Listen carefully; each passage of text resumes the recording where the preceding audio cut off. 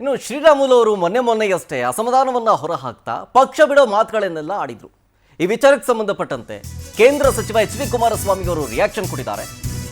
Sriramulu BJP ಬಿಟ್ಟು ಕಾಂಗ್ರೆಸ್ಗೆ ಹೋಗಲ್ಲ, ಅವ್ರಿಗೆ ವಿಶ್ವಾಸ ಇದೆ. ಶ್ರೀರಾಮುಲು ಜನಾರ್ದನ ರೆಡ್ಡಿದು ಬಿಜೆಪಿಯ ಆಂತರಿಕ ಕಲಹ ಅಷ್ಟೇ.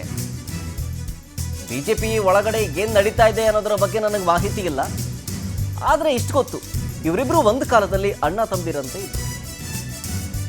ಇಬ್ಬರ ಜಗಳವನ್ನ ಬಿಜೆಪಿಯ ನಾಯಕರೇ ಕುಳಿತು ಪರಿಹರಿಸಿಕೊಳ್ಳಬೇಕು.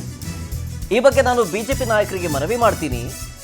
ಶ್ರೀರಾಮುಲು ನನ್ನ ಅಭಿಪ್ರಾಯದಲ್ಲಿ ಕಾಂಗ್ರೆಸ್ಗೆ ಹೋಗೋದಿಲ್ಲ, ಹೀಗಂತಂದ್ರು ಎಚ್ ಡಿ ಕುಮಾರಸ್ವಾಮಿ.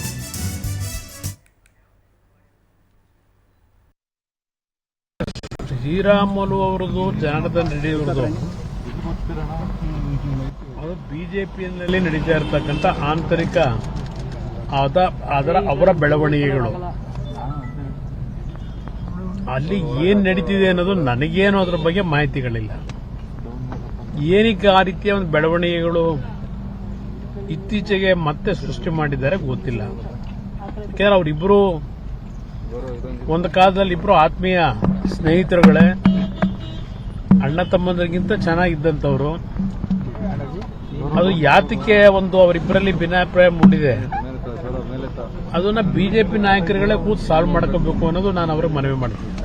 ಅಲ್ಲ, ಅವರು ಕಾಂಗ್ರೆಸ್ಗೆ ಹೋಗ್ತಾ ಇದ್ದಾರೆ ಶ್ರೀರಾಮುಲು. ನನ್ನ ಅಭಿಪ್ರಾಯದಲ್ಲಿ ಹೋಗ್ಲಾರು. ಅಲ್ಲ, ಡಿ ಕೆ ಶಿವಕುಮಾರ್ ಪಾತ್ರ ಇದೆ ಅಂತಾರೆ ಸರ್. ಏನೇ ಪಾತ್ರ ಇದ್ರು ಡಿಫರೆನ್ಸ್ ತರಲಿಕ್ಕೆ ಶ್ರೀರಾಮುಲು ಬಿಜೆಪಿ ಬಿಟ್ಟು ಕಾಂಗ್ರೆಸ್ಗೆ ಹೋಗ್ತಾರೆ ಅಂತಕ್ಕಂಥದ್ದು ಅದು ನಮ್ಮ ನಿರೀಕ್ಷೆಗೂ ಮೀರಿ ಅದು ಹುಯೆ ಅನ್ನೋದು ನನ್ನ ಅಭಿಪ್ರಾಯ.